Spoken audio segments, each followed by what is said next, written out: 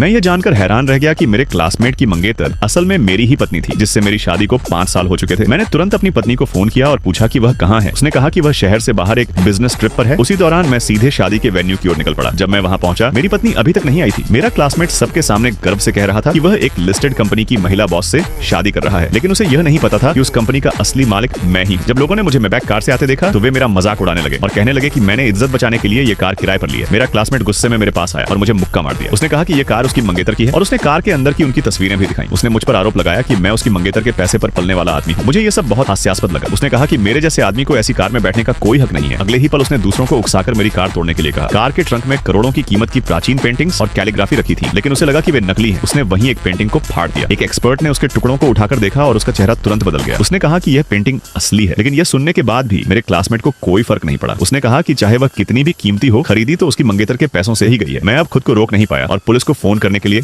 अपना मोबाइल निकाला, लेकिन उसने मेरा फोन छीनकर तोड़ दिया। उसने मेरी माँ की दी हुई जेड पेंडेंट भी छीन ली। मैंने बार बार उससे विनती की, लेकिन उसने उस पेंडेंट को जमीन पर जोर से फेंक दिया। मैं गुस्से से भर गया और उससे बहस करने आगे बढ़ा, लेकिन मैं अकेला था और सामने कई लोग थे। तभी एक लग्जरी कार वहां आकर रुकी। उसमें से जो व्यक्ति उतरा वह मेरी पत्नी थी। मेरा क्लासमेट तुरंत उसके पास जाकर उसे स्वागत करने लगा। मेरी पत्नी ने जो गिफ्ट बॉक्स लाए थे उन्हें खोलना शुरू किया। एक के बाद एक कैश से भरे बॉक्स सबके सामने रखे गए। ये देखकर सभी लोग हैरान रह गए और उसकी तारीफ करने लगे। मैंने कभी नहीं सोचा था कि वह ऐसी निकलेगी। तभी पुलिस भी वहां पहुंच गई। मेरी वाइफ ने जब पूछा कि ये पुलिस क्यों है, ये तो मेरे क्लासमेट ने बताया कि ये इस आदमी को गिरफ्तार करने आई है। उसने मेरी तरफ इशारा किया और जैसे ही मेरी पत्नी ने मेरे को देखा